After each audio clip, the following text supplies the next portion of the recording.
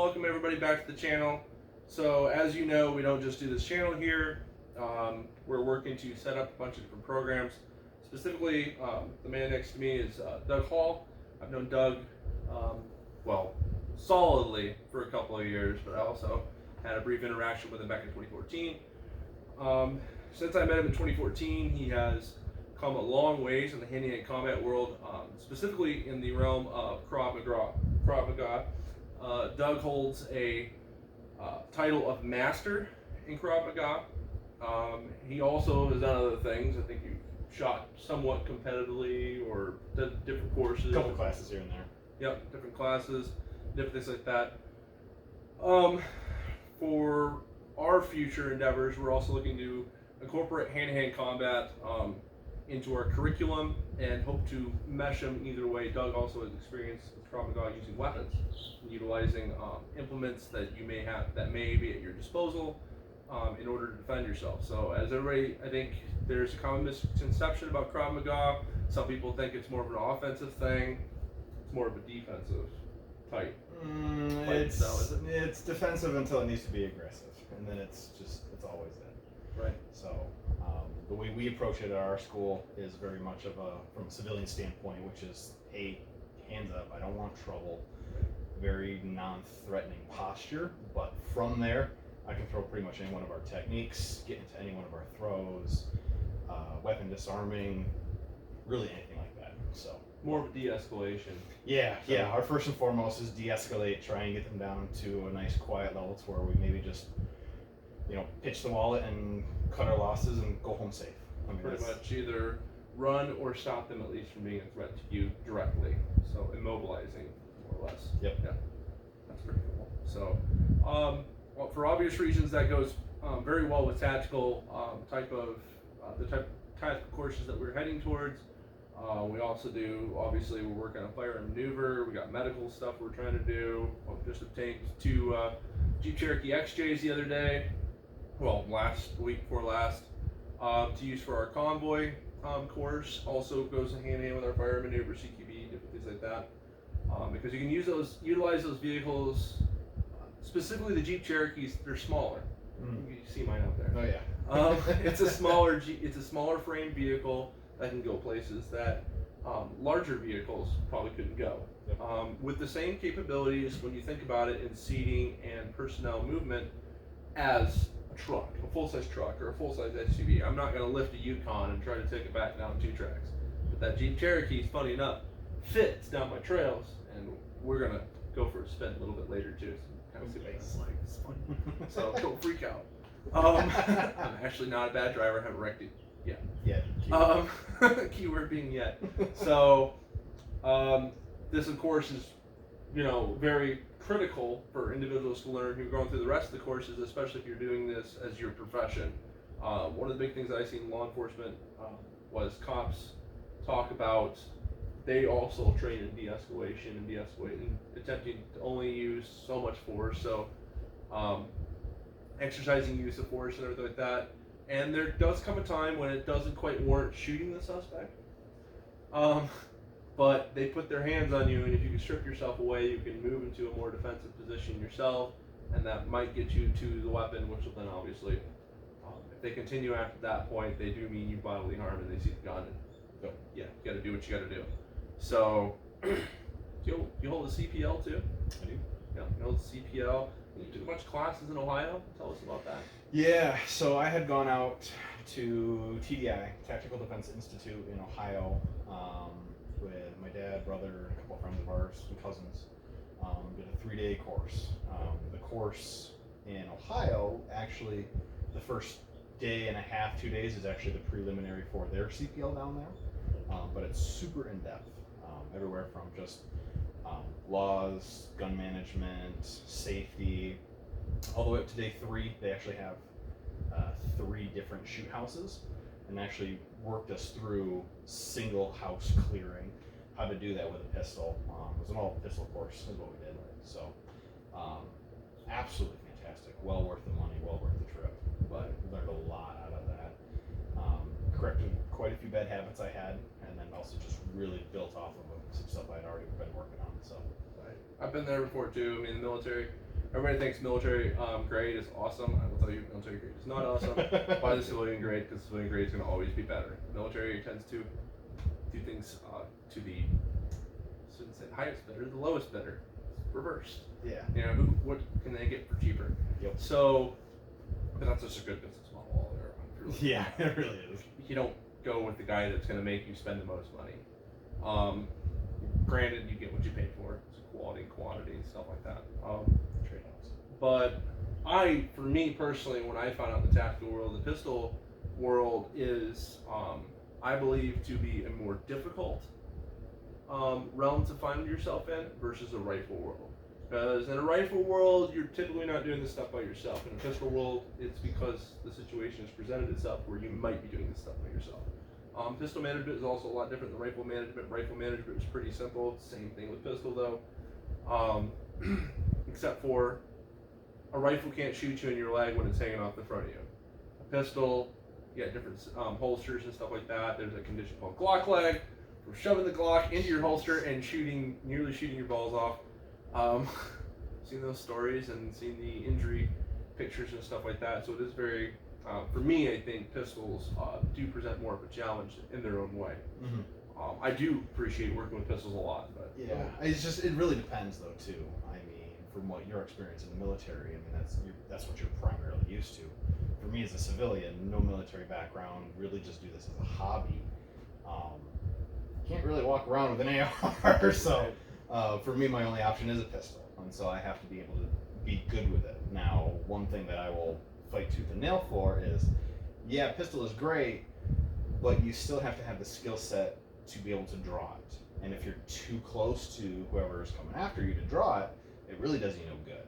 So you still have to have that unarmed combat or hand-to-hand skills, at least to create enough distance where you can draw it. Right. So the biggest thing is too is we have these scenarios, we work on this, but really if you if you have to use any of this, you didn't see the situation ahead of time. you're in a situation you should be in, kind of a thing. Correct. Yeah. I understand that mass shootings happen and things just come out of the blue and you have to just deal with it. But at the same token, if you're just out later at night, restaurant, whatever, you know, people are drinking, you just got to leave the situation before it gets worse. Right. You know?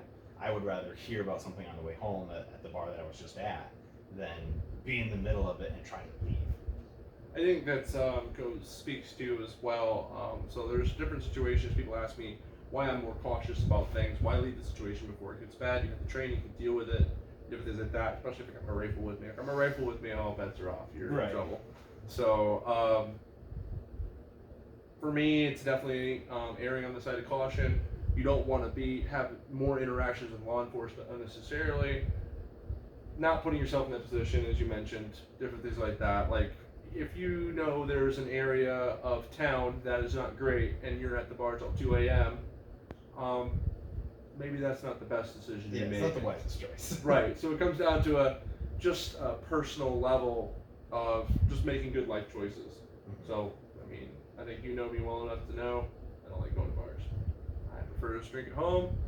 There's no peer pressure on the outside or at home to drink more, and you're already home, so you can't drive drunk. And that's just my personal thing. I'll invite friends over and different things like that, and then if they have more than a couple drinks, hey, keys are with me, you're staying. Yep. So and that's how it is. I mean, I'll sleep on the couch, give somebody a place to sleep if I have to, but that's personally how I deal with that. Different situations, I think, with pistols too. I mean, obviously we just talked about it's easier to conceal, you can carry it. It's more, it's not frowned upon, Right. As in carrying your 16-inch AR around on your back. What's that for? It's for self-defense. Why don't you just carry a pistol? Like a rifle. I 100%, if it was legal, that would be me. I'd have my AR right in front of me or on my back. Probably on the front of me, because when it's on your back, it's accessible for anybody behind you. It's more for here. One of the things I think we talked about with Ed too is he took that course. It was in the Carolinas he went to, and they talked about rifle management when it comes to dealing with individuals when you have to get up close. So you'll see a lot of these guys. Somebody said something to the effect of, if they're that close and you have your rifle in your hand, you're already messed up. Hey, maybe that's the situation. Maybe it's that way. But if you get into a scuffle as you enter a doorway and somebody gets a hold of you, and you can get your rifle out of the way, now you can really truly fight, and they cannot use that rifle against you or your friends. Right. So, number one thing with SWAT officers they talk about is, in that specific course, they talked about how the number one thing they see with law enforcement is they'll leave the rifle retained in the front of them. And when they go out and put their hand on the suspect, and the suspect just swings around, grabs the pistol grip, yanks it up, it doesn't matter. At that distance, you really don't have to aim and just start squeezing off, and now your buddies are dead. So rifle management is huge. I think with pistols, it's a lot more of a doable thing because as you approach, so you put your hands on them, pistols still behind them, and you put your hands on them to secure them, so you can go through detaining them. You know, whether that be arresting them directly or whether that be patting them down or whatever you need to do. You've now bought yourself a free hand. Where rifles take 2, pistol takes 1. So I've always appreciated a pistol too. I think they have their own place, of course, in the larger scale tactical world. If you're in an open conflict or open combat situation, or for law enforcement, you're serving a warrant, you're going here or going there. Pistols, that ability to just hide it away, but in that tactical situation, the ability to use it in situations where a rifle may not be so conducive. So climbing a ladder, it's not conducive to use one hand with your rifle. It's quite big. You got one right behind me. They're quite big. They're heavy on the front, so you really can't do that when you get to the top of the ladder. A pistol with a light on it, and you come up to the top and just peek your head over. Make sure your pistol leads your head over, though. So just in case that situation arises, you don't want to have half your head sticking up as your pistol graces that obstacle or whatever it might be. So, so hand-to-hand combat. You've had a couple different students, or you've had at least one student who ended up using what you taught them. Tell us a story about that one. Yeah, so I've been doing Krav Maga for 10 years now. In the time that I've been doing it, at least our school, which has been around for 25 or 30 years now, we've really only had like 3 incidences where people did use them. The one that I remember the most, because it was one of my students directly, was attacked with a knife. So just leaving mire, and just a guy, he said his eyes were bloodshot, really just looking for some quick food, quick money, something like that. I mean, typical robbery, whatever. So the attacker draws the knife, I think from his left side, came out, swung. Our guy jumped back the way we teach him to, create a little bit of distance. He got out of the way, still cut his shirt. He brought his shirt into class, I saw it. Got his skin just a little bit, but it was enough that it wasn't, guts on the floor. Right. Immediately closed the distance, grabbed the arm with a knife, and just, I think he did like a hammer fist up on the collarbone. Dude dropped like a pile of bricks on the ground, screaming, hollering. He jumped up and ran. The adrenaline dump hit him, and he just back onto the car and just sat right down. Yep. Couple of witnesses called 911. Luckily, there was a squad car literally like half a mile away, so he was there in like 4 minutes. Another squad car pulled up. He's like, "Hey, which way did the guy go?" He's like, "He ran that way," and he just picked up and left. So drove him home. He was fine.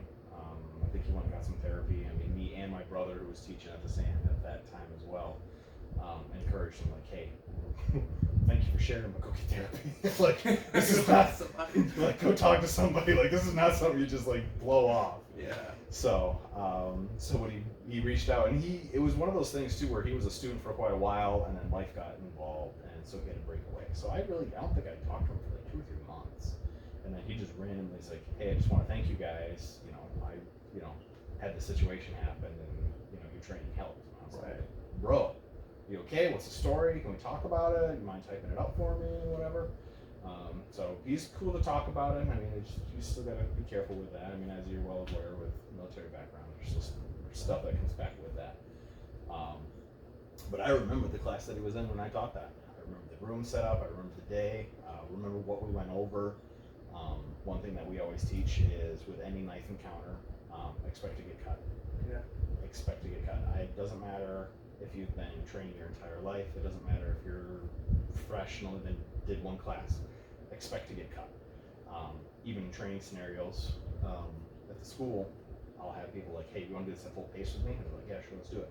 We'll do it at full pace. And I'm like, yeah, I'm still 4 or 5 times. I mean, they're small nicks, but it's still, I mean, and they're good students. So expect to get cut is what we always say. And then when you do get cut, it's not so much of a surprise. You know, then it's like, oh, hey, I'm bleeding. I expected that. And then you can keep going. Right. It's the, holy, I'm bleeding, you know, that's the problem. So we try to mitigate that a little bit too. But right. There's a mindset that comes into that as well. Yeah. I'm talking about the military too.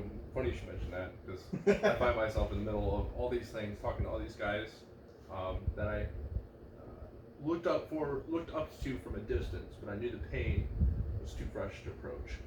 But I've been very fortunate. A lot of those guys are more open, I think, to now talk about it. But every single one of them I talk to, there's a common denominator with all of them. They go through exposure therapy. They've been through all these other things they've unpacked. And people have different ways of unpacking. I mean, obviously, I am more than happy to talk about my military career, but I think for me, the distance or the difference from somebody that's been through multiple traumatic events is I had to set the trauma aside and remember why I was there in the first place. Instead of that whole scared to go out because nobody cares or does or will understand kind of a thing, and refusing to foster more interpersonal relationships because of that. Because of that trauma, because nobody's going to understand why I'm this way. They're going to think, well, this guy's just off and different things like that. Being able to finally put that aside and remember who I am and where I came from. It actually took from coming to scene trauma. It was a weird situation. 2014, I hit a pretty low spot in my life. I was in that apartment in Grand Rapids, no vehicle, just big, just not doing great. I felt like the biggest piece of crap there was on the face of the planet. I hit my all-time low, and I was ready to take my life. God placed a dog in my life, and I realized that if I do this, I don't have the heart to leave her here by herself, so I have to take her with me, and I couldn't. It's gonna sound stupid, but I couldn't take my life because I couldn't take my dog's life. But if that's what it takes, that's what it takes. I guess for me, that was the tipping point where I said, you know what, it's time to go see somebody. It's time to admit there's a problem.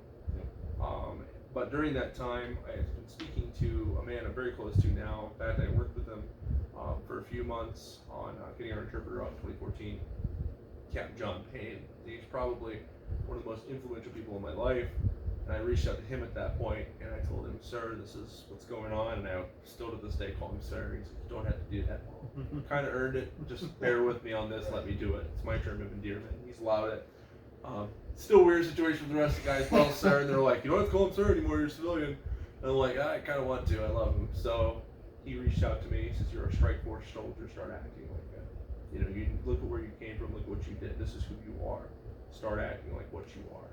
And stop stop saying you don't have, you're not that anymore because everybody else. There's transference and stuff that comes with trauma because you alienate yourself on accident, on purpose. It depends on the kind of person you are. So for me, it was definitely on purpose. Didn't want to be around nobody, cared to hear what anybody had to say. It was just a weird situation. But I will say that definitely, whenever you go through a situation like that, therapy is very important. For me, it's been progressive since 2014. I mean, we're 2023 and it's still not done. Yeah. But I think for me now, I can live with it. The demon is sitting right next to me by the bed, and I'm just like, hey, what's up, man?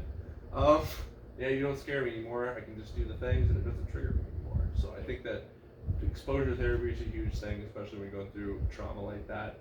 It's okay to talk about it again, and again. And I think that there's like that common misconception. If you talk about it, it wasn't really traumatic. Well, that goes back to the Vietnam War, and you weren't there, so you don't know. Mindset. It also goes back to the unprepared nature of America as a civilian.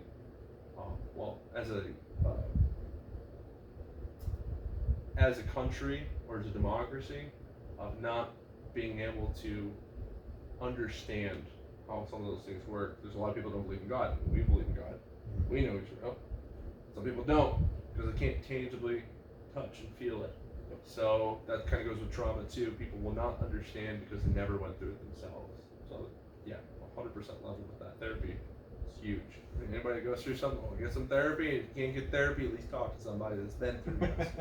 So I get a lot of therapy just by talking to guys that have been through things. Obviously, very close to the 2nd, the 502nd, or 2nd Battalion, the 502nd Infantry Regiment Association, 101st Airborne Association, and a lot of the guys that I went on deployment with, including guys that did not meet on that deployment, where we shared common losses or common situations that we dealt with. And it helps you to, I guess, keep your identity intact, especially if you do, in the situation, get cut. Because I think there's that common misconception in the tactical world and in hand-to-hand combat that if you do get cut, you did it wrong. It's not the case. You spend enough time in the military, you're going to get wounded. Yep. You know what I mean? You run enough, you're going to hurt something. Yep. It's just kind of like that. If you lift enough, one of these days you're going to have an injury and you're going to have to stop. You play sports, you're going to get hurt. So on and so forth. You swim in the water, you might almost drown once or twice. It's just how it is. You spend too much time in the sun, one day you get skin cancer. It's just all part of the, part of the world we live in. So I think that a lot of people like attempting to separate yourself from the situation is 100%, but always be prepared for when that situation comes. Because I think some people go, well, you don't do anything, so why have a gun?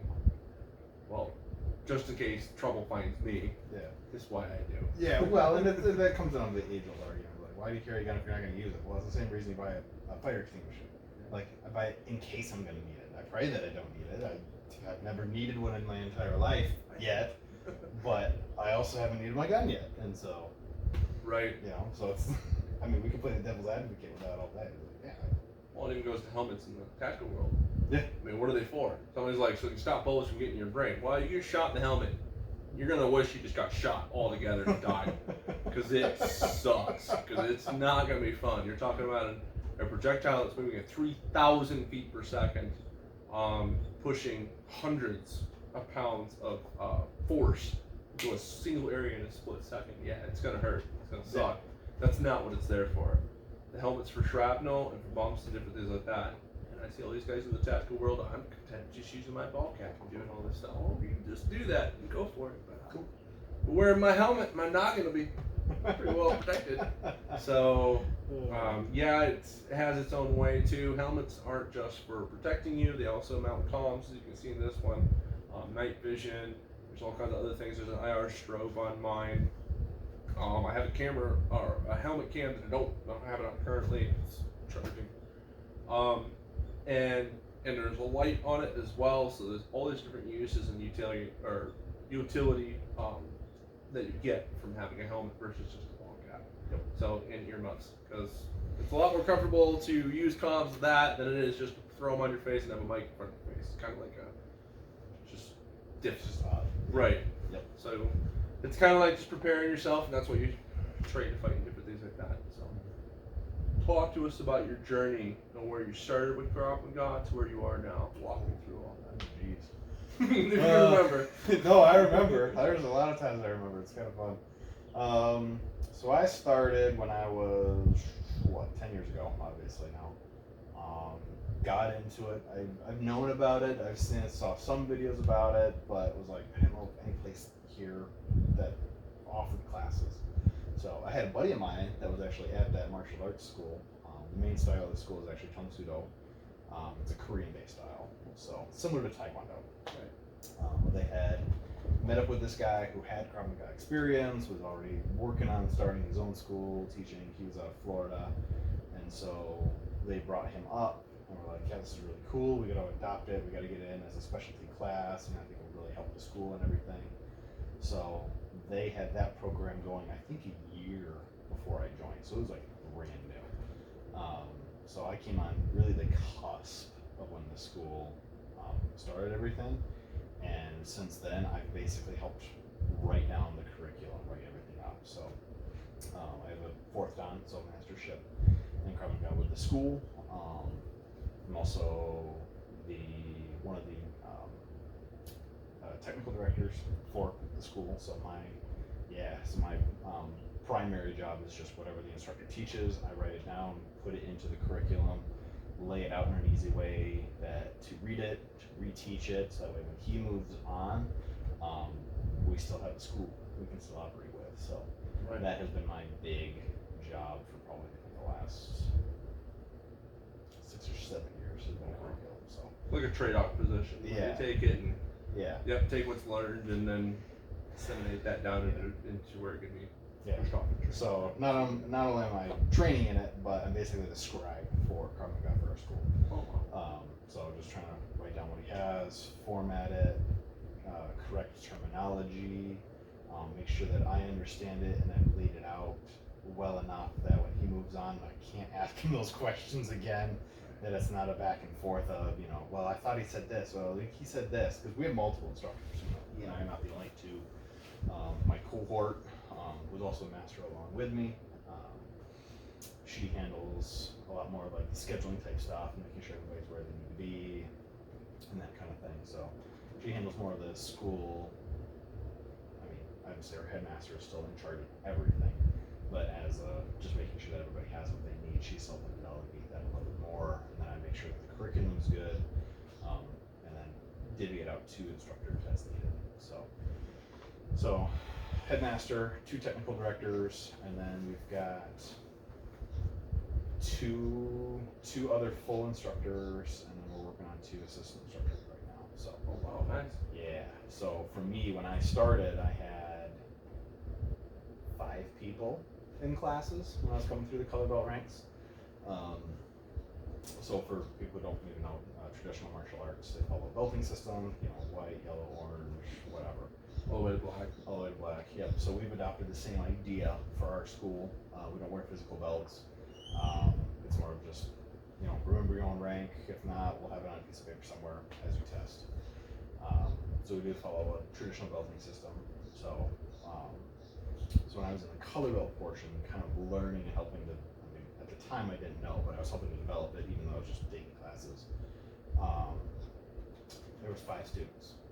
I think I and maybe one other person were the only consistent people out of those 5. Those other 3 were in and out, maybe a max of like 8 people one night, and then as low as 3 people the next week. So a lot of back and forth. So from 10 years ago to that, to now class, and that was just once a week. Now we have classes twice a week, plus a dedicated night to our black belts, so they can learn higher level material. Our Monday night classes are pushing 40 people. Ooh. Yeah. That's substantial growth from 3 to 8. Yeah. So in just 10 years, I mean, it's really cool to see from my perspective. This kind of came at the cusp of it, learning everything as we go, wrote everything down to now we're having, just 5 people regularly to now we have pretty consistently 40 people on Monday nights coming. Wow. It's insane. Yeah. So I'm sure that's pretty nuts. I mean, I've seen different companies. I mean, John Lovell's a great example of that. Where he started, he talks about it too. If you ever watching the interviews with him, stuff like that, and he's like, I did not learn most of what I learned in the military. I learned it watching YouTube videos and going and taking classes, and then he taught himself a lot of things too. Yep. And adapting your own flavor and different things like that. And I think that's pretty important for an instructor. But also being a student while teaching at the same time the black belts. Right. Well, and that's one thing that I've kind of taken to heart, and I wish more people would understand this. Is yes, I've been doing this 10 years. Yes, I have a 4th degree.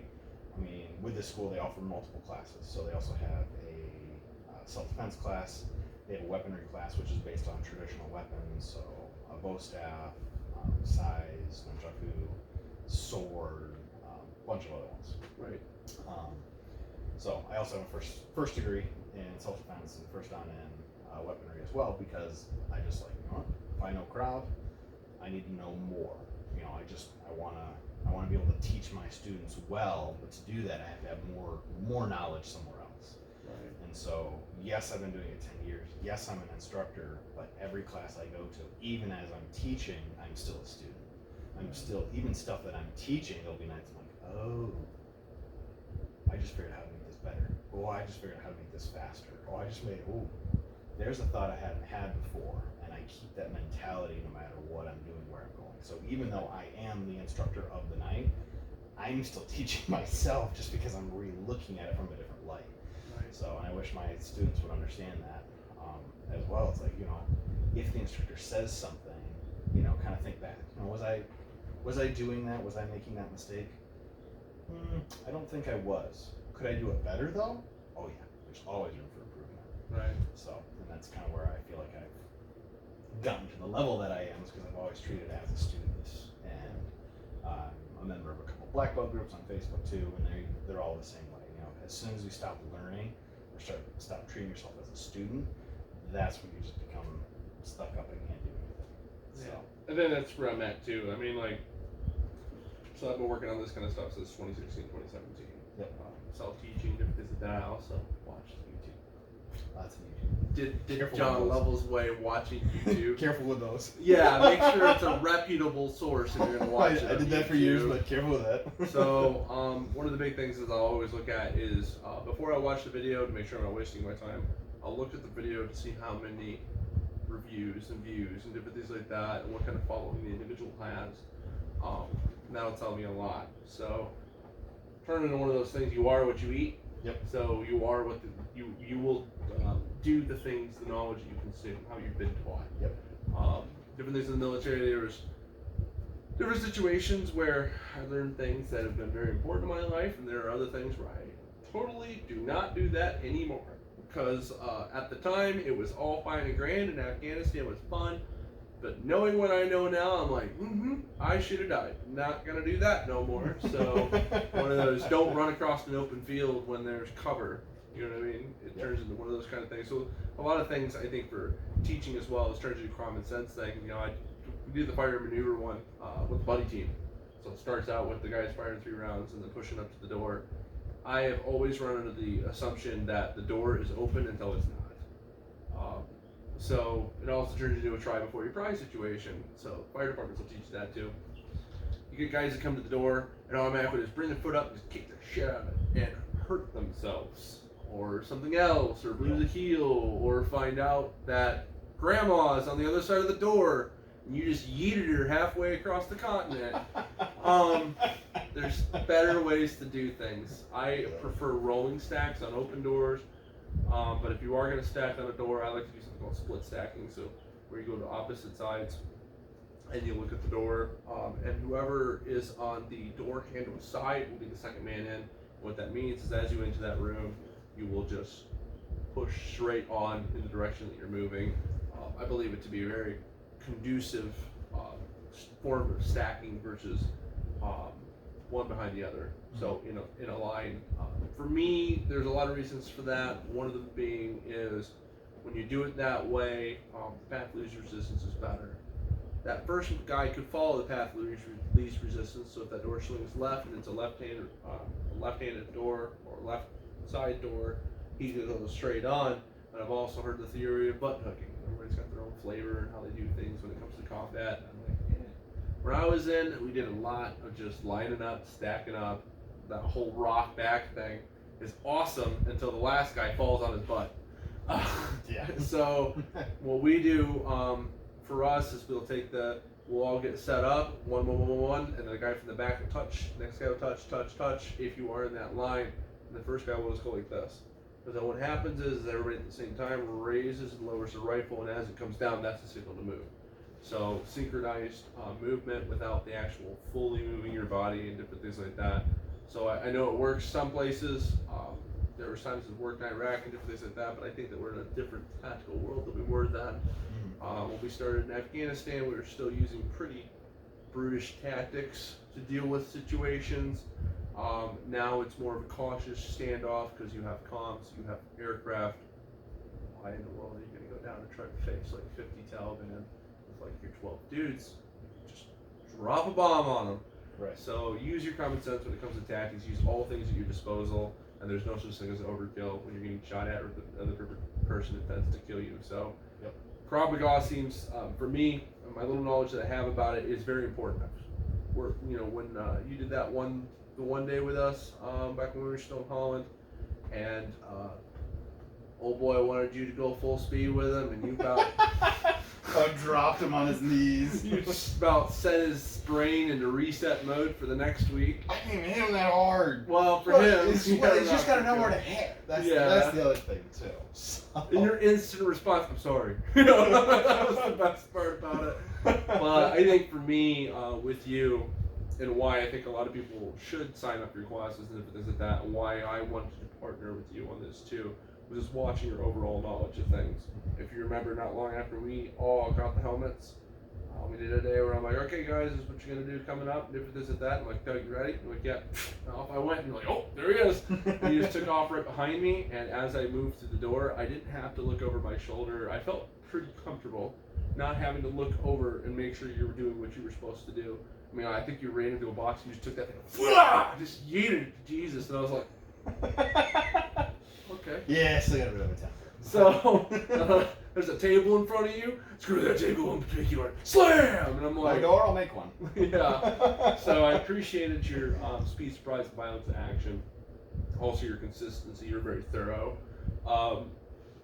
For me, teaching personally, I can either show it to you, and I've done that a few times, and I found out people just don't take when I do it that way. If I explain what I'm doing with conducting SSC, and you gotta toss the room. So I'm gonna check these drawers, overturn them, so do talking your way through it. I think you do that too. I found it to be a more conducive method to make sure that the curriculum takes, if you will. Well, and that's just the side of teaching too. Is a lot of people can learn by watching. Right. A lot of people learn by doing. A lot of people learn by listening. Right. And so, not only am I just I'm showing them how it's done, but I'm also talking through what I'm doing it while I'm doing it. Right. And then a lot of times, I mean, for me, coming up through the color belts, is if there was somebody, because that was part of the other thing too, is when I started taking Krav Maga there, I was the outsider. Like all the other students were already students and black belts of the school. Right. And so I was an outsider coming in to take these classes. And so when I found he's got some good stuff, I want to learn from him. Right. I would try and partner up with him and work with him or her, whoever it was, and just be like, all right, pick me apart. Yeah. And then while they're doing stuff to me, then I can feel too, because I'm very, very tactile person. So for them, then they can do, when they're doing the wrist locks, the arm bars, the head locks, I'm like, okay, where's his body in relation to mine? So when I go to repeat it, I should be able to, feel the same thing or have a similar aspect to it as well. Right. So, but yeah, on that point of just teaching, it's some people learn by watching, some people learn by doing, other people learn by just getting their butt kicked. Yeah. I have a healthy mix of all of that, unfortunately. So, for me, it was just one of the I think for me of learning as a student too, that I've always learned or dealt with before I became started doing this other thing where I started teaching people in tactics and everything like that is I remember this one time we were getting ready to do this shoot house at Fort Campbell, and it was a company level. So at 2502, I don't know if everybody does it this way, but we had something going on with Colonel Benchoff and Sergeant Major Henderson that they called Eagle Fights. So we started off at team level, so 4-man. The next Eagle Fights we did was squad level, so 8-9-man. And then the next Eagle Fights was platoon level, and then it went to company level. So like a large company operation and different things like that. So we got ready to do the company operation one. And I know how to clear a room, not got a problem with that. They took me off the initial entry team because as I came through the door, so as Sergeant Paskey's face, now Sergeant Major Paskey, please don't get mad, came through the door, he's like, you're all coming through the door like, because I was just happy to be there, man. Sometimes it's just how it is, and and you get your butt kicked. Oh, man, I got my butt kicked, this is awesome. So, there's quite a bit of level of that too. Right, you have to enjoy what you're doing. Oh yeah. So I think what I've seen, everybody wants to take a class, so they can say they took a class, but a lot of them don't take the class even though they're there. They don't pay attention and different things like that. I think that's very important in learning anything. If you're gonna do it, don't half-ass anything. Just go full bore, do what you got to do, attention. Because if you then, so for instance, in the law enforcement aspect, if you kind of just laugh your way through the academy, when the real world hits you, I'm sorry, they're trying to kill you out there. Fire department's the same way. You're all kind of laughing your way through it, and then you drop into the basement through the front door because you didn't pay attention to that class about not going through the front door right over the seat of the fire. And unfortunately, people have passed away rather recently because of that. There was one, I think, 3 weeks before Academy started. They had a brand new rookie just through Fire Academy. I think it was only a couple weeks on the job. Went right through the front door and went to the floor into the seat of the fire and died. So it's very, especially in self-defense too, because technically, having all that training, there has to be definitely justified use of force. It's not like an all-out brawl where somebody tries to mug you with no training, you just punch the lights out of them and accidentally kill him. Right. Try to mug you, that's different. But you have that training, and right. if you Well, didn't go there. Yeah, and not only that, for Michigan too. I mean, just if you have to use, you got to pray you get the right judge, because there's a lot of people that it doesn't matter if you were the victim or the assailant, you're both going to get the same amount of time. You're both going to get the same thing. So, right. Especially if they get wind or hear that, hey, you take martial arts. Oh, you're a black belt. Oh, you're this rank. Okay, then you should have known better and should not have killed them. Right. So, or, I mean, because if that's what you have to get to, I mean, that's what you have to get to. I never advocate for killing anybody. I don't want that on my record. I don't want to do that. Even when we get to gun disarming, gun stripping, and those things, I tell our students, I'm like, I am not telling you that once you strip the gun, you have to shoot them, but I'm also not telling you to not shoot them. 100%. It is, you're in the moment, you have to make that decision. What I'm going to tell you right now is, I want to see you back here next week, or I want to see you back here in a couple months, and if that means you're in jail for a couple of months while they sort this thing out, great. But I would rather come to your trial and advocate for you than go to your funeral. Then go to your funeral, exactly. So rather be judged by 12 than carried by 6. Right, right. You know, sure, you're in jail. Maybe your life has been, you know, disassembled, and you got to rebuild it in 5 years because you're in jail. But at least you're not dead. You know, I'll come pick you up after those 5 years. You know, there's like different rules and stuff. It changes from the civilian side. right? It is in the military. There's that law of conflict, if you will. So obviously, if you're getting shot at from a window by a guy with a PKM, and you put a rocket through there, and you go find the guy with the PKM and find out there were also 4 small children in there, you should not be charged for the small children, because the information you had was, this guy's shooting at me. On the flip side, you still got to live with yourself. Yes. But at the end of the day, something we had overseas, I'll actually talk about one of those situations with me. I do not have a problem talking about this. I won't have nightmares. So I'm good with it. There was a particular situation just outside of Sangzar. It was a couple days after Reba was killed. That's how I remember the event the most. Reba tackled a suicide bomber. Actually, one of the things I'm working on is medics to tell these stories because of that. So Adam Linehan wrote for Task and Purpose, got every man's dream, and worked for flipping Maxim. Especially if you're a vet. Yeah, this guy's a god among men to us. We love him. Doc Line is awesome. And he now writes for Coffee or Die, all very well known publicists and different for different. I don't remember brain on that one, but he writes pretty good. So I've been working with him on this because we're still trying to determine whether we're going to do a book or do a documentary or do a full-blown movie or how we're going to handle this. But right now it's gathering the information, and we'll see what we can do with it from there.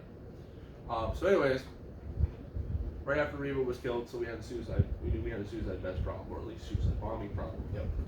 In this thing's our DWAR area there, and we had a vehicle rolling up to us, come from one of the 2 ways. So we're to the west of Sangzar, and the road sloped down like this. So from the northeast to a south to our T intersection there, I myself and one other was tasked with watching that northeastern approach. The vehicle began to approach. The 8A over there with us and said, "Hey, stop that vehicle! Stop that vehicle!" Had the guy get out, do a little dance, hold up his man Jamie so we can't, we can see that he doesn't have a bomb on him. Got back into his vehicle, started to slow for the second point, and then gunned it. And Kerr and I both raised our rifles and we were going to shoot this guy. And there was a tactical restraint to me it stopped me like there's a bigger situation here that I'm not seeing. So I took a breath, kind of, and they screamed at him. Obviously, that was enough. The A&A are now pointing guns at him too. He's all pulled over. We're all like, "Get out of the car!" He's all, "Blah, blah, blah, blah." And it's like freaked out. And we're all, we're gonna shoot this guy. My platoon sergeant came around and he says, "What the heck is going on here?" He blew the second checkpoint. He blew the second stop. And we were gonna shoot him. And he's like, "Okay, get out of the car." We searched the car. He's got some children with him. He's got a wife there.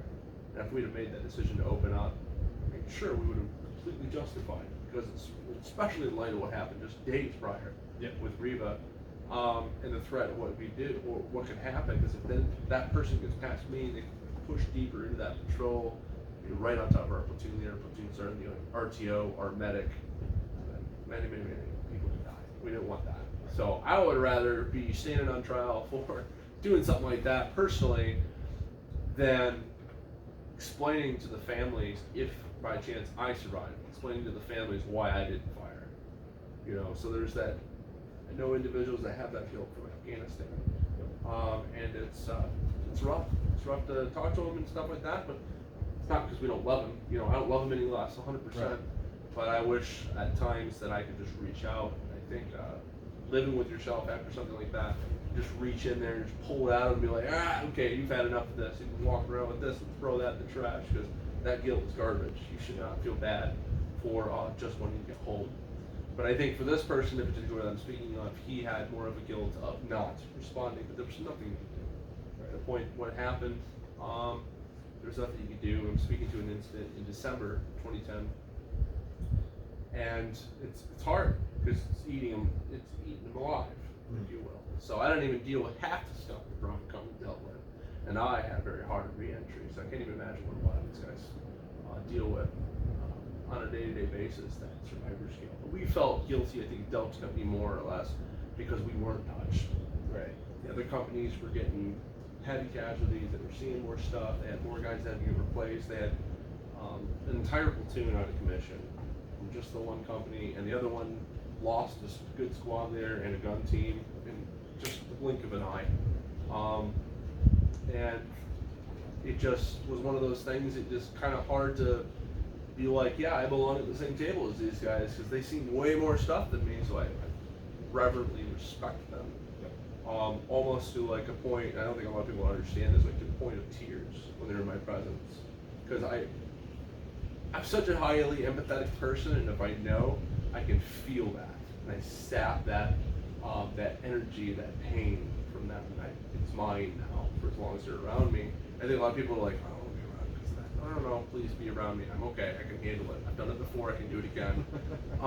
And it doesn't hurt so much personally now because there's no more, I guess, the shame if it's that. So the law of conflict allows for certain things, and I think that's great. At the same time, on the flip side, I think some people abuse it. So always be cautious. For us, it was no doubt our commander had told us right at the beginning of the deployment, if you look at somebody and you view them as a threat to this patrol, and I mean you better be able to prove it to me, because I'm going to be the one standing up for you. I will have your back. Nothing is going to happen to you because I will have your back. I'm not going to throw you under the bus. But understand this too. If you kill innocent lives needlessly, out of negligence or whatever it might be, I will be the first one to have your butt. You belong to me first. Yep. And so the way that I guess we mitigated that, the way that we mitigated the same thing, don't put yourself in those kind of situations. So in the tactical world, the way that it works in the military with platoon leaders and stuff like that, somebody's like, how do they make those calls? Well, the best way I can explain it is I've spoken to many leaders, either enlisted or officers, and the one that stuck out the most is Gap Pain. Most of the stuff he does is stick out. He says, every life of a soldier that is in my charge, I still have a mission to complete. How many soldiers I have is how many lives I have to spend. Do I spend them wisely? Is there a tactical reason for this? Am I going to risk the lives of my soldiers to possibly step on IEDs? We don't have a mine detector with us just to be competing inside of a compound that we don't need to look at. Right. Probably not. So how do you mitigate that risk? But then there's things that comes down to, it's hard calls. You have to do this. You have to put lives at risk. There's nothing you can do about it. Like, if you got a compound in the middle of a giant open area, it's all open around, yeah, it's going to suck on the approach, but you got to go there, so figure it out. So it turns into one of those kind of things. So it goes back to military tactics, fire maneuver, team, squad, platoon wedges, different things like that, just using your head. Yeah. So you don't have a whole bunch of people killed really, really fast. So if you lose a guy that's still not good, it's not ideal. But at the same time too, it's better than 4 guys all packed in the same line, in the same intersection when the first one steps on the AD. Now you got 4 guys here cleaning up off the walls. So learning to take those, to look at those situations and understand that I don't need to be here, so I'm not going to. So I'm very much that way. I don't do anything just out of leisure. I don't go for drives because I want to. I mean, I'll drive a Jeep on the property. It's fun. Come on. But I don't go for leisure drives. I just don't do that. It's just not my nature. I'd rather go for a walk or something like that. There's a whole big risk of you could get hit, smoked, just pulling out of your driveway.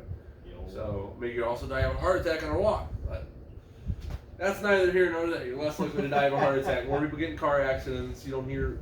I don't think there's anybody that I've met yet that has never been in a car accident, at least as the passenger or the driver. So, have you? No accident. Fender bender, but That's considered an accident. it's not much. I mean, we both drove away. Nobody called the cops. Right. I've been in those situations. It was like a before. 5 mile an hour, just boom, kind of a thing. I broke something. Yeah, I wasn't even that. But. I've been there with the wheels locked up and gone, ah! Oh, something definitely got broke. I actually got, it wasn't long, it's a funny one. It was right after I started at Holland Township, and I had that manual 2000 Mustang GT, my red one. Mm-hmm. So what I would do is I would just use the clutch a little bit, sometimes at stoplights, like if I knew I was going to roll it, or stop signs, if I knew I could roll it. Like, you're not supposed to roll stop signs, so don't do that. It's called breaking the law, but it's a ticket. If nobody's around, you're probably fine. And so I got ready to take off, took my foot off the brake, and I just kind of burned the clutch a little bit. And so I stopped where I was approaching the intersection with my turn next. I hit the brakes, car behind me, BAM! Right into the back end of me. This poor girl. I had just got my boys from Holland Township. I was on the way to the training. And so I pulled in the parking lot, and she was like, oh no. I step out in uniform, patch, everything, so I look like, God. And her face, oh, I'm so sorry. I'm like, nope, it's no big deal. Well, that was a funny one. She had a little bar sticking out of the front of her Jeep, and it went whoop, right through the bumper of that Mustang. I was like, piece of crap anyways, who cares? So, but yeah, so back to off the rabbit trail, like, just don't put yourself in a situation you ain't got to be in 100% on that one. Yep. So I'm looking forward to actually putting these classes on because I want to learn this stuff too. Yeah. And it'd be nice to be able to pay you handsomely for it. So, but it's another thing too, is also because I have people that are interested in it. You have people that are definitely interested in it. You have pretty good following, it sounds like. Yeah. I've got a couple of guys at our school right now that are like, well, because this is one thing I haven't mentioned yet. So in my journey, it led me to really just do a deep dive. Like I've loved this stuff for years. And so Krav Maga is Israeli. It's what the IDF use, Israeli Defense Force. So much so that I wanted to go take a course in the home country of where it was founded. So in September last year, I actually took a 7-day course, 56 hours of training, 8-hour days, 7 days straight of just hard Krav Maga training. It was gnarly. By Wednesday, I was beat to hell, bruised, just it was like, you know, if it was home, I probably wouldn't come back. But seeing as how I'm in another country and my ticket doesn't leave for another 4 days, I guess I'm stuck here. Yeah. So, 100% worth it though. I learned so much out there. It was fantastic. Anyway, so I have a blue belt with them and an instructor course or instructor certification with them too. So not only am I an instructor here in the States under our own school, but I'm also an instructor with a federation in Israel too. Oh wow. So yeah, so much so that I can open up if I wanted to, I could open up a school under their flag here. So they've got an instructor's course and an advanced instructor's course coming up in Virginia Beach in October. So you're heading down for that. I'm gonna try my darnest.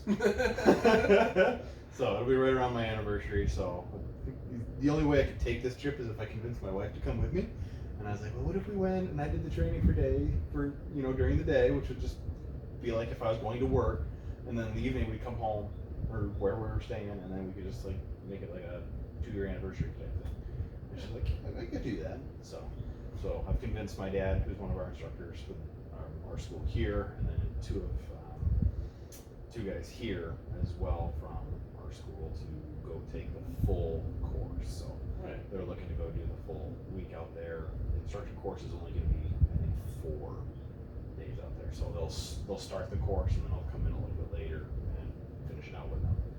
Right. But with that, I'd have to, because of the way he sets it up, he's like, I'm not just going to hand you a certificate and you can teach always under my flag.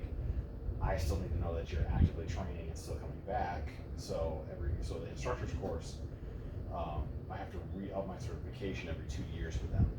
I think that's something that should be done To continue to teach under their flag. So I know I've got you and whatever group of guys that want to train here. So I just basically got to find what insurance and a facility at this point. I can throw something together. Which of course is something we're going to work on too, our classroom. So what I'm doing right now is I was in the search and I actually found a building in Kansas City. So it's halfway for both of us. Oh, nice. Nearly halfway. I think it's 30 minutes for you. It's about 25 for me. Okay, probably 30 for me then. So I jump down. I'll jump on an 82, drive the 15 minutes to Spruce, and come down Peach Ridge. Okay. Yep. So it's about Peach Ridge and 17-mile area. Gotcha. So, but were you looking at that house? It's actually closer. Yeah. Yeah, that house you're looking at that ended up being real bad. I think what I'm looking forward the most is once we have the actual facility and that room in there set up, it's not just learning or teaching individuals, it's watching you beat the snots out of some of these students and they roll through that door all like, I'm gonna get this guy, and then you take that rifle and go, this is my rifle now. Right. I'm looking forward to that part of it, to be honest with you. That part, I think that's something that's very important too. I think everybody assumes just because you have a gun and the other guy's unarmed that you're in control of that room. No, I close that distance with you. You don't get a round off. Guess what? I'm gonna take that rifle out of your hands. I'm gonna beat you with it. Right, and there's a whole bunch of theory to that too. Yeah. But anyway, so I've got your group of guys. I mean, you mentioned that already too. Ed keeps asking me, he's like, hey, when you get some start, like when I find some time that I actually want to sit down and research this crap, because I don't know. I don't know how to run a business. I don't know how to start a business. Well, the biggest thing. And that's I think why some of us wear this shirt. I mean, obviously Ed made all these for us. I mean, even though some of the more overall aspect of things has been fractured, I think that it does come down to the end of the day because Jose's reached out to me too. He's for the basic stuff. So I mean, you do the hand-to-hand combat stuff. Ed does the more standardized. So going into rifles 2 and 3 and pistol 2 and 3. Jose is great for basics, rifles 1, rifle 2, and then I take you guys, everybody beyond that. So everything they learn from you guys collectively, they take it to me. I take it farther than that. So the medical stuff that we're working with Doc, which we're going to get to be a certified course so they can be used by firefighters and EMTs and such as part of their 30 hours that are required by law to maintain their licenses, which have to be renewed every, have to be, have to submit the hours every 3 years, I think it is now. Before they expire or test out all over again through the National Registry. That's you don't want to do that. Yeah. So the National Registry is hard enough to do. You don't want to have to do it twice. However, some people are like, it gets easier each time. I don't think that's true. Nah. Definitely gets harder. So, because I mean, the world might be easier to live with, but then the training requirements are also harder. Because hey, the world is easier to live with. Now you got no excuses like, oh man, it's kind of like being in Afghanistan versus being here. In Afghanistan, they may not get onto you so much as being with the dirty uniform, but here, you're not in Afghanistan, you shouldn't have a dirty uniform. You guys got a point. So, I think that's one of the things that's kind of got me the most going though, is being able to actually, that whole, oh man, this is awesome, you beat the crap out of me. That same kind of a thing. So that, man, it's great. I think that part I'm really looking forward to, because I think we all appreciate the challenge. Yeah. And I think that it would be quite the challenge as well, because I think a lot of people, like I said, they think just because they got the rifle, that's what it's going to be. The other guy's going to play by your rules. They do not play by your rules. Afghanistan is a clear example of that. Right. We won't shoot women, kids, civilians. and unarmed individuals, they will. They do not care. Well, I mean, even too, you know, okay, so he's got a gun, he's got a rifle, he's got a pistol. That's great too. So do cops. But still, the bad guy who's getting arrested still tries to go for that. They still try to make a last-ditch effort, right? Right. So if nothing else, at least I can hopefully equip you with the tools, not to be used maliciously, obviously. Right. But at least to equip you with the tools that if you do encounter those situations, and a lot of it too, like we talk about, you know, if somebody's gonna mug you and they want you to go somewhere, don't go to that second location, you know. But if you aren't in a position to defend yourself or to disarm, you know, work your way either in closer or walk to the van with them while looking for your exit. Right. But don't get in the van. Right. Like you're either gonna make your last ditch effort at the van or you're not gonna get in the van. Right. But either way, you can still look for opportunities, even if you're going along with it, to maybe buy you a few minutes to where they close the distance for you, and then you can accomplish what you need to do to get home. Right. 100%. So. All right. Well, I'm definitely looking forward to all this. I think there's a lot of law enforcement professionals out there that are also looking forward to this. So, it's needed for sure. Yeah, 100%. I see videos all the time of cops fighting with suspects, where they just go for their gun. You don't know what kind of subject you're dealing with. We had an incident in Holland Township. The guy it happened to, he had a saying of, "I have my own stories. Don't tell my stories. I tell them enough for myself." So, just out of respect, I will not mention his name. Right. But the story going here is that he was on the way. He heard something over the radio. The cop called and was fighting with the suspect. Gets to the top of the ditch, looks down there, says the cop and suspect at the bottom of the ditch. He goes, "What do you want me to do?" And he says, "Get down here." So they get down there, they're wrestling with him. It looked like he might have been drunk, you know? And it was just, you know, how it is. You know, you get drunk, you're suddenly, "Hey man, I can run through walls," even though you really can't run through walls. Turned out the subject was diabetic. So came around, still gonna get charged with definitely fighting with a cop, but Right. It comes into those kind of things. You don't know what kind of scenario you're gonna find yourself in. You don't know who you're like. It's better to be prepared and not need it. Fire extinguisher, pistol, the helmet. So I mean, riding with James in that Jeep Cherokee out there, I might need that.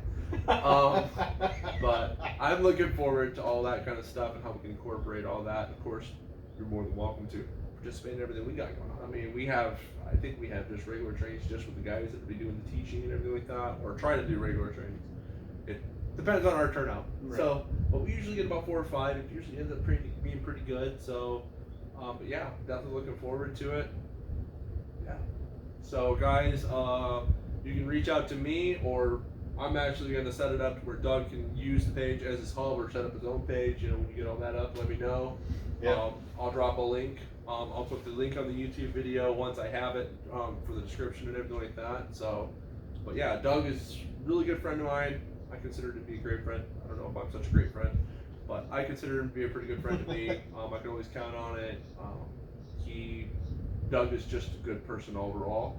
I remember you coming to us a couple years ago, and not to put you on the spot here and make you feel like anything like you're like crap or anything, like Doug was a big boy when we first saw him. I was close to 300 pounds. Yeah, he was a big boy. And Doug, I think before your wedding, how many pounds did you shed on that? Oh geez. Yeah, so there's actually a backstory to that. So I was 300 pounds, still working, still doing all of that, but I wanted to go to Israel, and I knew I was not in any shape for it. So I actually lost weight to go to Israel.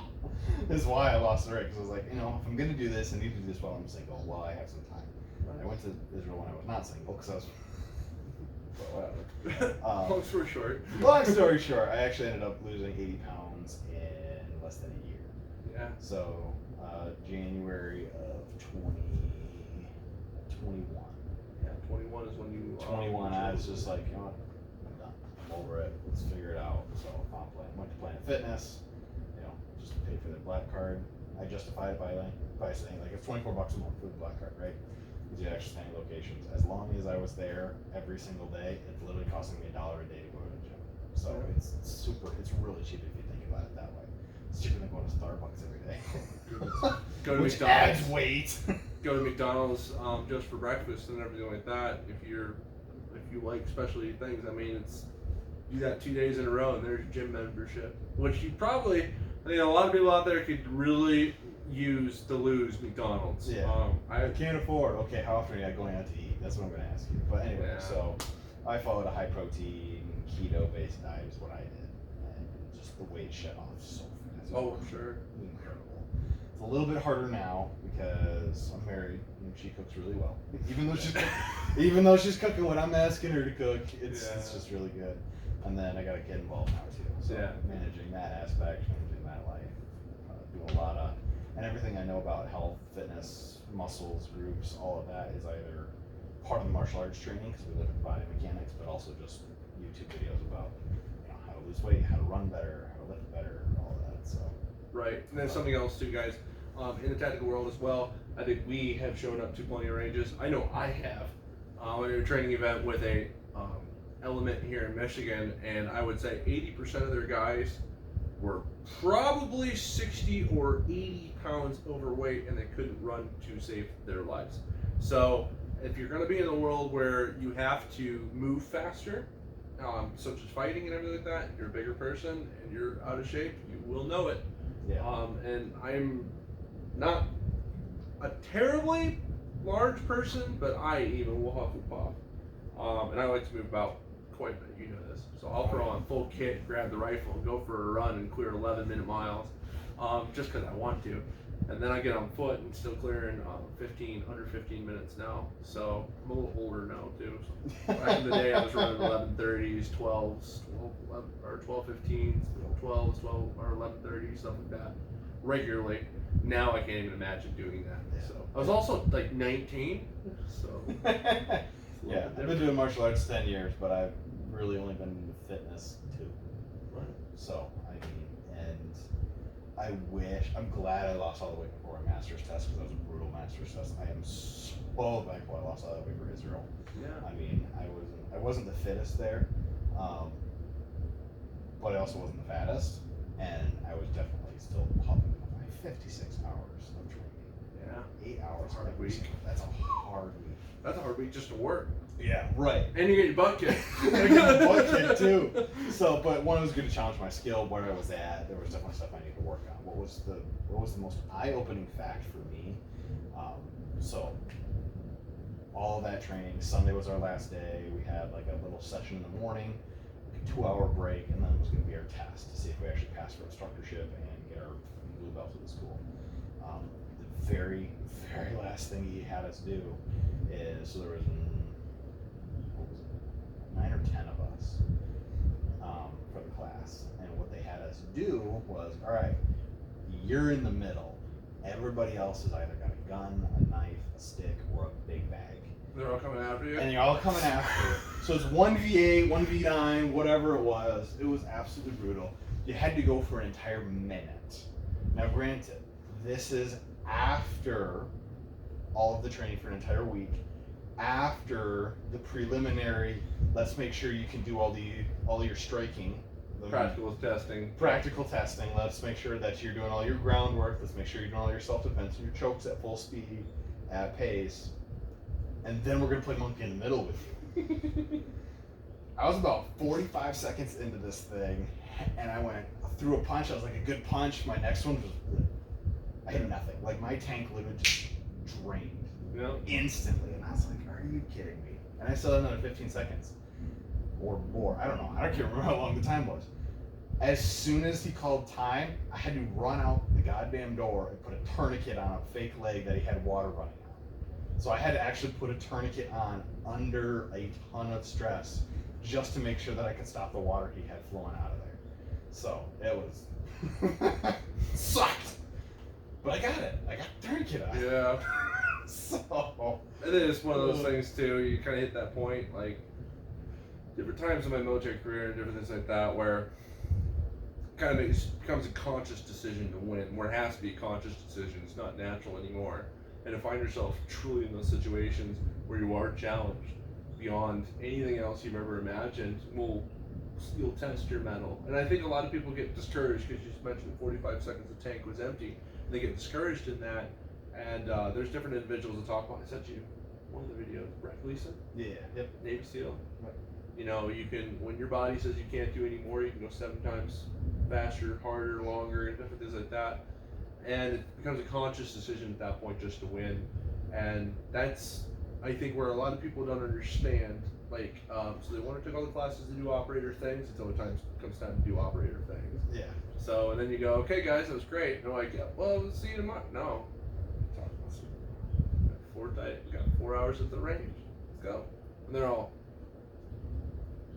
crap. Yeah, this is going to suck. You thought I was playing or not? Oh, okay. All right. Remember all you guys sleeping in the class? Find out what you shouldn't. So, however, from a tactical standpoint or from a safety standpoint, we would never put somebody out somewhere who was not prepared. And if you were not prepared, you just won't go. And you get, I think for me personally, what it's turned into is that you got a one chance, since you were not prepared, to prove to me again that you still belong here, and I'm not wasting any more of my time otherwise.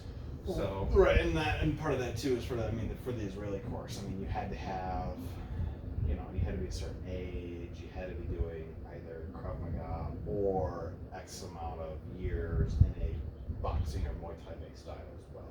Right. So they're not just letting anybody into the instructor course. Now they do have a basics course that you can go through. It's a week long, and you get the basics of Krav, but you still have to have some level of a striking base skill. They're not taking it as just some Joe Blow off the street. You have to know something. Right. So it's a high level course that they run.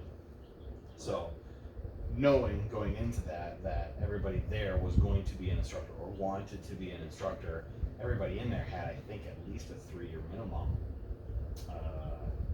3-year minimum to even take the instructor's course. So whether that was 3 years in Krav or 3 years in boxing, they had skill.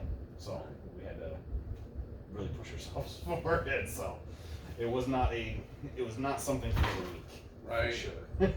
Well, if this helps you out any too, one of the things I heard from somebody talking about different things in the military too. So some people think Green Berets are way tougher than Rangers. In a lot of aspects, yeah.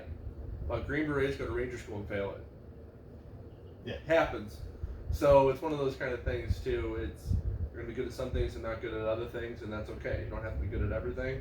Just make sure that you spend the time working on the things that you're not good at if it's required. And that's another thing too. So the military, I love shooting, I loved running, I hated freaking push-ups. And I was not good at push-ups for a long time.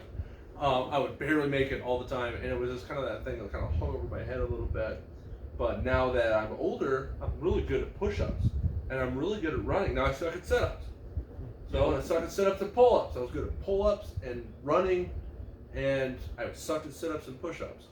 So it's kind of working on the things that you're not just the things that you're good at. Yep. Find out where your weaknesses are. Like if you suck at running and you want to accomplish a certain goal at a certain point, probably run more. But don't then sacrifice everything else. Right? So we have a buddy that went to Ranger school and unfortunately failed on day 0 because I had advised him before to, hey, make sure that you go and run. Oh no, I'm good. My run's good. Okay, fail it. You gotta do it. You gotta do it because it's gonna get intense. And he failed to run. And it sucks because he was good at everything else, and just because he didn't properly prepare. So preparing yourself is not just a checking the right boxes, like you talked about your precursor to the CPL class. We don't offer CPL classes. We have a guy that will be offering CPL classes, but we have a precursor requirement for that too, for all of our other classes. I'm not just going to take a guy that I want to do fire and maneuver stuff. Okay, where have you taken rifle 1, 2, and 3 at? Oh, I haven't. Sorry, I can't. Because you're not then prepared for this. Yeah, you're a liability. That's just basics. Yeah. Right? So now I'm going to put you in a range where you're moving very rapidly in close proximity to another individual with a firearm. And you have a live weapon, and you have 0 idea. Rifle 1, 2, and 3. And I just found out after I want to take a class. No, can't do that. So that's something else too. Also realize that we'll never place somebody in a safety situation that would not be conducive.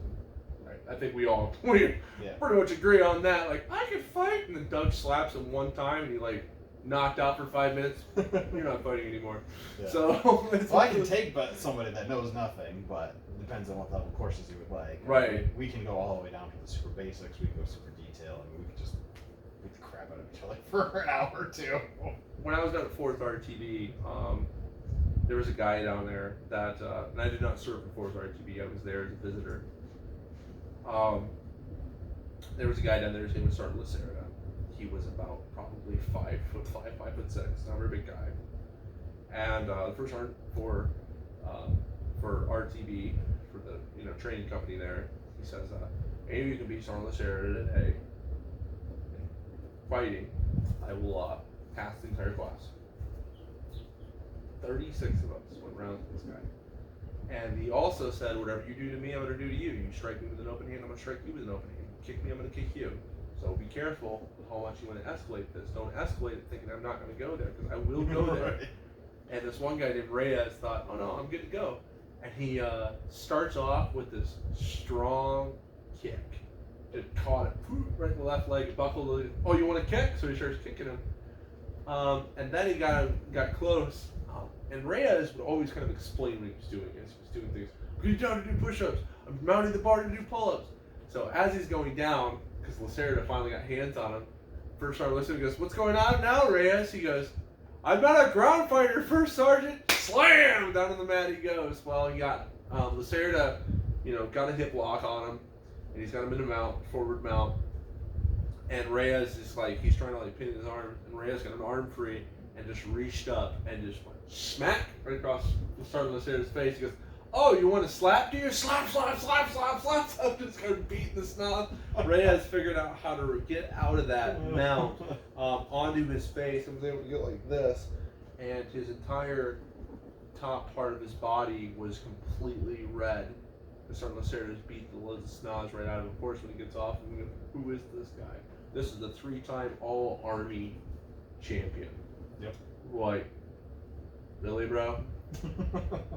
That situation, he said, he gauged it though. "Whatever you do to me, I'm going to do to you. If you want to go there, we'll go there, but you're not going to like the results." And he had the confidence to do so. So doing so responsibly, obviously, people look at Formula One and go, "I'd like to race in Formula One." Yeah, well, there's 15 different series that you're going to have to go through before you get there, because they're not going to put you into a $4 million car and let you wreck it because you don't know what you're doing. So that's kind of how we're going to how we handle things too, is we don't just do that. So there's a trust thing, of course. There's a huge trust thing here, and it can get very, very dangerous, very, very hurt. So, but I am still looking forward to watching you beat schnoz out of them because I think they know something. I've seen you humble a guy or two, and it's awesome. I love it. I might get humbled myself. I do appreciate a challenge and everything like that. So we'll definitely get all that up and running. Cool. So, guys, thanks for watching the video. I'm pretty sure this went over the 30 minutes that we planned on. Maybe. By a substantial bit. So if you've hung out this long, I really do appreciate it. Doug Hall is a really good friend of mine, though, and we really appreciate having him on board for this. We are part of the Valiant Combined Arms Collective, where there was originally 5 of us. There's still 5 of us that are all still in contact. Some that are not in contact with each other. And we all specialize in different areas. So when we get this up, we'll let everybody know when Valiant Combined Arms Academy is open. And we'll start signing up classes. I can even, with your permission, of course, I can even begin to start looking at the pool of who might be interested, and maybe even just figure out a situation where we can have an hour or 2 here or there, where we just start introductory courses and everything like that. So figure out how we're gonna work on compensation and everything like that for those situations, and what the charges would be for the class. But for now, yeah. So thank you. Thanks for coming on. Been great. Thanks for watching, guys. Until next time, strike force.